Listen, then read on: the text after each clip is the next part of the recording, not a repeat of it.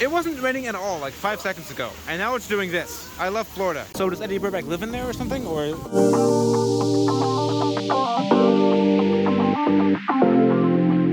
Here at Hoop-de-Doo, they start us off with some salad and some cornbread. And we can't tell you the rest of the food because it's going to come out while they're performing, and I don't want to talk too soon. But I'll tell you how it is afterwards if I remember.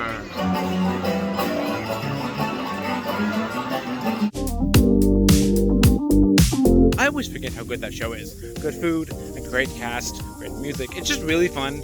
Like, might be one of the most fun things, like show-wise, you can do here. This is the Fort Wilderness Landing.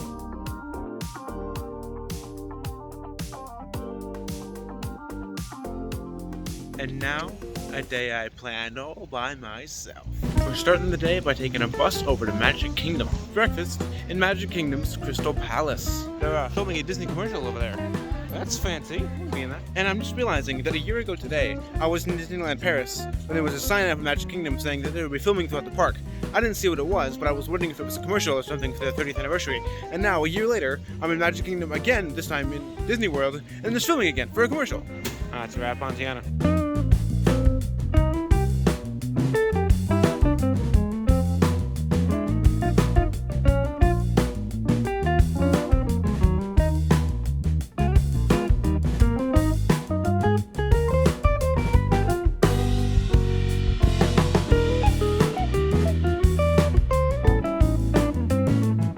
Crystal Palace is so fun. Now it's time to take a Main Street vehicle.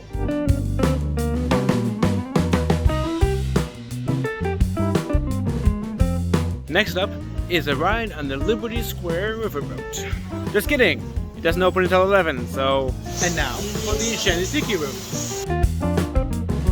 Hey Michael, mi amigo, pay attention, it's joke time. So it is, and what darling people I have so wonderful.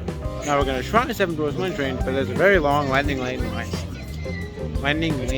Now it's time for the Carousel of Progress. And now it's time for the People Mover. Now it's time to watch some funny monsters in Monsters Inc. Laugh Floor, because comedy is no joke. Now it's time to head back into Liberty Square, this time for the Haunted Mansion. We missed the boat, but now we're taking the train.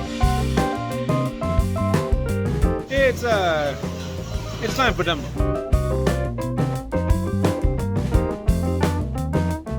First up, Spaceship Earth. We're going to take a brief pause for some fruit and a pretzel. While we're here, we might as well ride Soaring Around the World. Next up, an attraction that deserves more love. Journey into Imagination with Figment. Testing your hearing with a series of tones. Now I've completely lost my train of thought. No, you haven't. It's over here!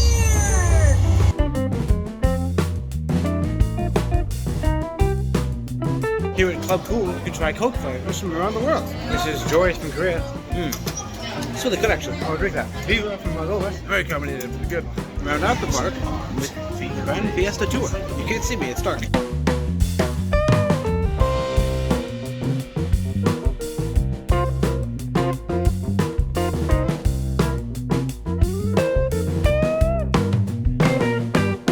This whole entrance plaza has one of my favorite music loops in the entire resort. I can't play it for you because this video would get immediately taken down, but go look up like Hollywood Studios entrance loop music. It's so good.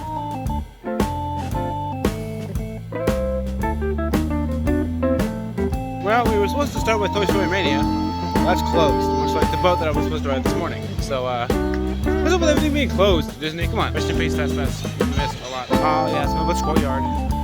One of the best areas in the entire park. It is an unbiased opinion, it's just a fact. One of the best attractions in the entire park. Also, an unbiased fact. I love Muppet Vision 3D. It's like a really great attraction. I wish that it like had more attention on it because it deserves it. Hey Disney. Hollywood Studios is a really cool park, but everything's closed all the time, and the Muppets don't have a representation, and like the theming doesn't make any sense anymore. Can you like give Hollywood Studios some respect it deserves, the attention, the care, the time, the money? Fantasmic was really good. They've made some changes since the last time I saw it pre-COVID. They've swapped out some movies, some musical numbers. It was really good. It's another day, and that day starts with Peter Pan's Flight. It is very interesting to see the mix of the classic attractions with some of the newer ones. I'll be interested to see how the landscape of Disney changes as they start introducing more newer attractions. And now, for the very first time since coming here, Jungle Cruise.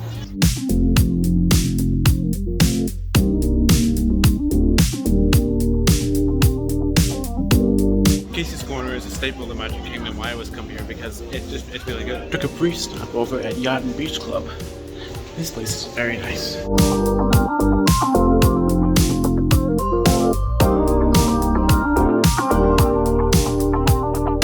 And there's a display with the live action Beauty and the Beast movie. Hunchback over here. How have I never seen this before?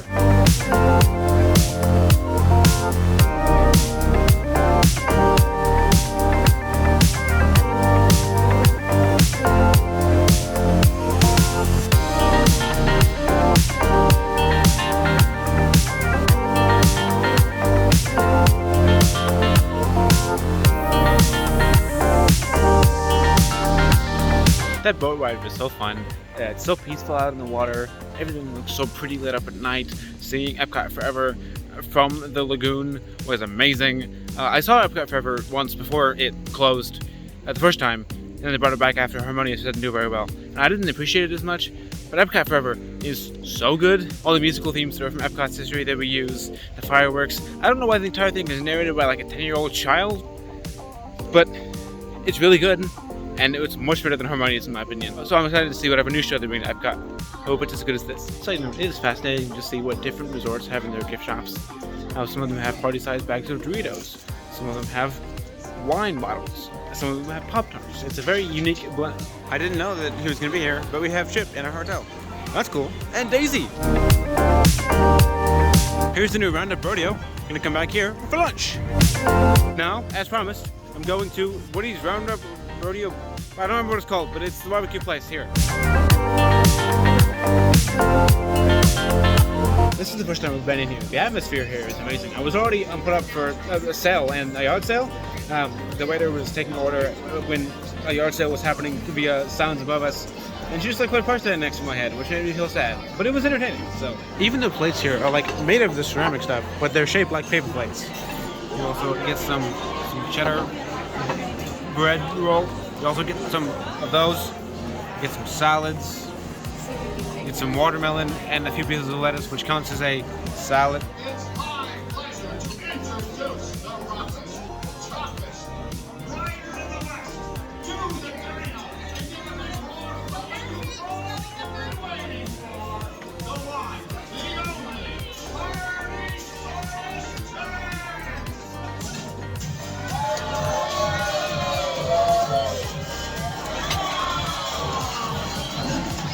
Well, all that food was very good. Now it's time for dessert. Show your position in 3, 2, 1.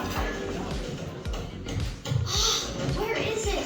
I know I left it around here somewhere. Mom! Have you seen my cowboy belt buckle? I can't find it. Never mind. Yeehaw! It's rodeo time. Well done, Alex. That was a really fun restaurant. Galaxy's Edge is just such a cool land. It feels so immersive. The architecture, the music, the sound design, it's amazing. B-mode.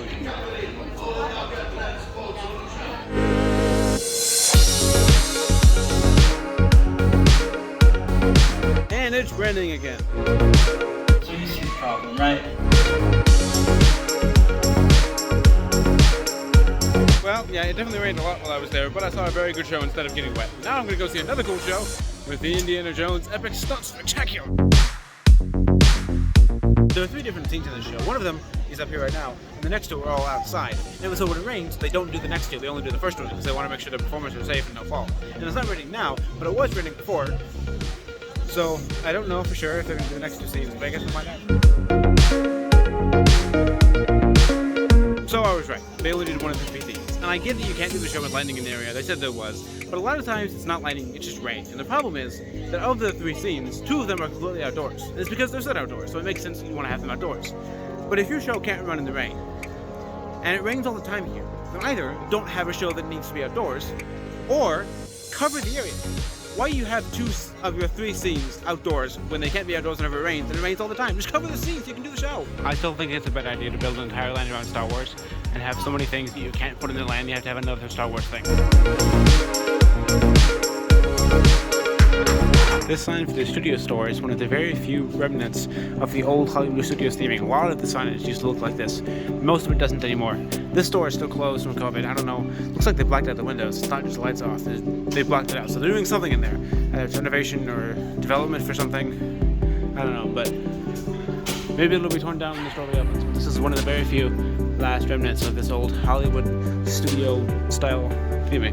Alright, Indiana. Let's try this one more time. You told me to come back at 4:30. I'm coming back at 4:30.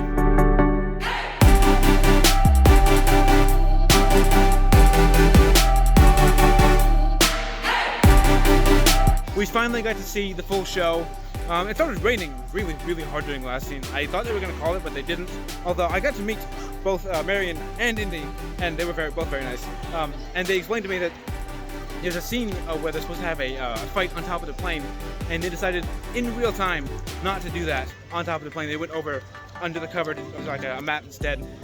And so they have like several different contingencies here. So like Indy put up the ladder they were supposed to climb up as a signal to the other guy, and then it was like a hand signal they did, and he covered up his microphone and said no plane to the other guy, so they knew what not to do. So there were 4 different ways to find out that they weren't going to go on top of the plane, and then they went over to the mat and the thing. But they're all such professionals. It's such an amazing show, and also really, really nice people. They don't normally stick around and hang out with you, but I got to like talk with them about the show and how they felt about it. It was really cool. And now from one adventure to the other, as I go to Rise of the Resistance. That is the coolest theme park attraction to ever exist. They were having some issues. Caliban was in B mode, but also they were having issues. They have like extra dialogue recorded for the breaks. They had a little subplot at the end, and like whole story of trying to find the lieutenant. So it was like they prepared for all the possible things that could go wrong. It's so cool. I don't know for sure, but I've heard that what used to be in the Great River Ride, and now it's here. Now I'm going to eat at Docking Bay 7. I haven't eaten there before, but I've heard good things. The Ronton wrap is like really good. Next up, 13 Stories of Screams. I really like this little courtyard area. It's themed, but it's kind of chill. It's kind of a cool area with a great view of the tower. Also, the sign is very cool. That's probably fine, right? Hollywood, 1939. Amid the glitz and the glitter of a bustling young movie town at the height of its golden age, the Hollywood Tower Hotel was a star in its own right, a beacon for the show business elite. I'm in Disney World, so I obviously have to get a Mickey ice cream bar.